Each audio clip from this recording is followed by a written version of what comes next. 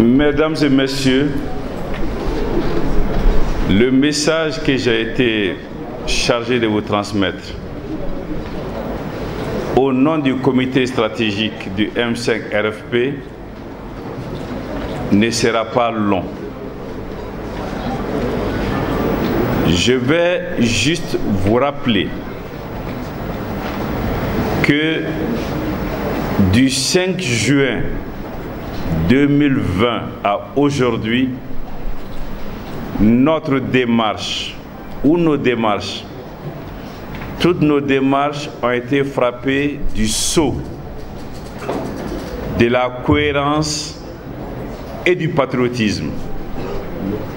Jamais nous n'avons varié en fonction des événements ou en fonction de tel ou tel intérêt. Le fil d'Ariane, le fil conducteur pour nous a été le Mali et son intérêt. Rappelez-vous, au lendemain du 20 août, toutes les discussions que le M5 a eues à l'époque avec le CNSP ont achoppé sur un seul point. Au-delà des aspects institutionnels, au-delà de la nomination d'un président, de la désignation d'un premier ministre et de la mise en place d'un gouvernement, qu'allons-nous faire ensemble? C'est quand nous n'avons pas eu de réponse à cette interrogation majeure que nous nous sommes retrouvés à la marge de la conduite des affaires. Mais pour nous l'avons dit à l'époque, nous le répétons aujourd'hui parce que je l'ai dit, nous restons cohérents. On peut, lorsque l'on veut, quel que soit le poste où l'on se trouve, apporter sa contribution à l'édification nationale. De ce point de vue, le M5 n'a jamais été pris à défaut. C'est après avoir prôné la conduite de la transition avec les deux légitimités du moment que nous avons dit, malgré le fait que nous ayons été mis à l'écart, nous soutenons la transition. Il est arrivé un moment où, au vu de l'action gouvernementale, nous avons été amenés à dire attention, les déviations deviennent nombreuses. Nous devons nous organiser pour obtenir la rectification de la trajectoire de la transition pour aboutir à une refondation du Mali. Nous nous sommes, nous M5, engagés dans cette voie. Afin que ce que nous demandons ne soit un slogan creux, le 21 janvier, nous avons fait une lettre au président de la transition pour lui dire « Parlons Mali et rien que Mali ».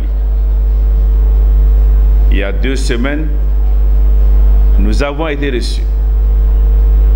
Au cours de l'audience, publiquement, nous avons dit que nous avons 10 mesures, 10 points contenant 17 mesures dont l'application, sans aucun doute, et par la volonté du bon Dieu, pourrait permettre au Mali de s'en sortir, devrait permettre au Mali de s'en sortir.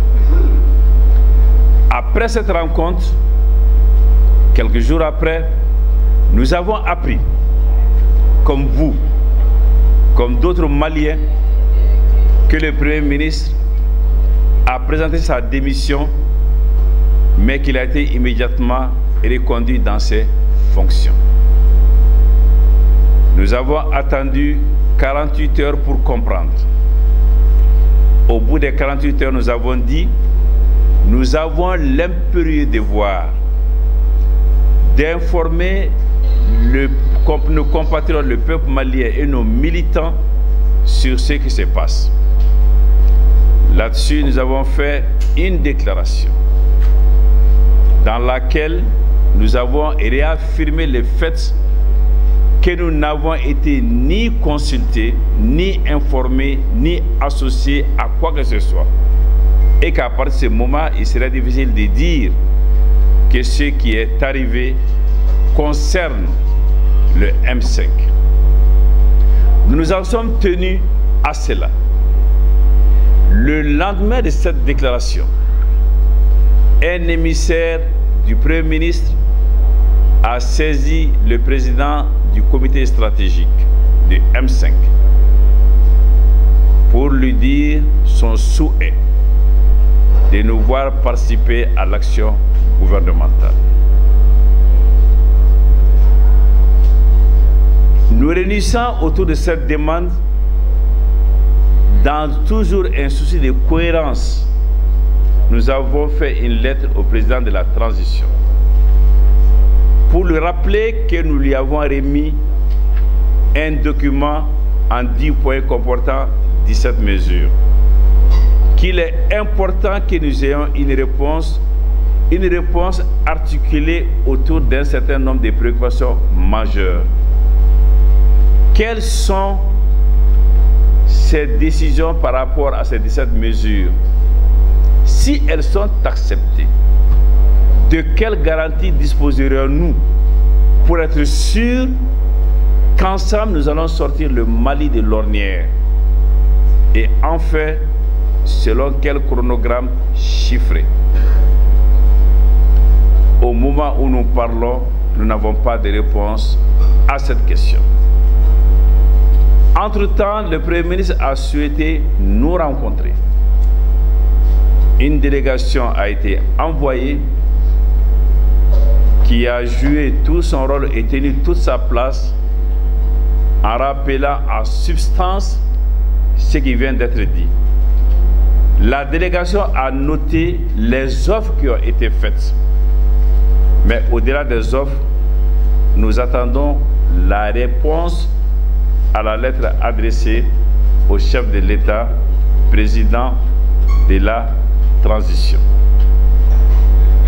C'est sur ces entrefaites, mesdames et messieurs, que s'est tenue la conférence de presse d'aujourd'hui. Le point de presse d'abord des avocats. Je dois préciser que la décision et la programmation de ce point de presse des avocats est antérieure à la démission et à la reconduction du Premier ministre. La première date n'a pas été tenue en raison de l'indisponibilité des avocats et c'est hier à 22h30 que Maître Alifa est rentré de son dernier voyage pour pouvoir se présenter à vous ce matin. Donc il n'y a pas de relation de cause à effet entre ce qui est en cours et ce que nous faisons aujourd'hui. Pour nous, et je vais en terminer par là, par souci de cohérence, je rappelle que toujours nous avons dit qu'il y avait deux légitimités au Mali. Que c'est en marchant ensemble que ces deux légitimités peuvent permettre de refonder le Mali et de le changer. Nous restons convaincus que seule une telle démarche peut nous permettre de nous en sortir. Nous restons pour ce qui nous concerne, nous M5 RFP, conscients de nos responsabilités, dédiés à la cause du Mali. Jamais, jamais, jamais intéressés par des intérêts personnels au-delà de l'intérêt général. Et c'est sur cette base que nous prendrons nos décisions définitives. Nous avons entendu et lu beaucoup de choses sur les réseaux sociaux, dans les médias, dans la presse. Les seules choses qui nous engagent sont nos déclarations. Notre dernière déclaration remonte à 36 heures Et pour comprendre notre position, il faut s'y référer. Et cette position est simple. Nous restons dans l'attente de la réaction du président de la transition sur les points que nous avons soulevés.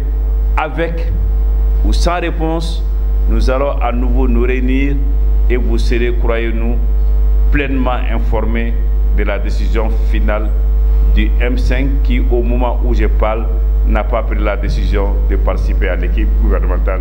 Je vous remercie.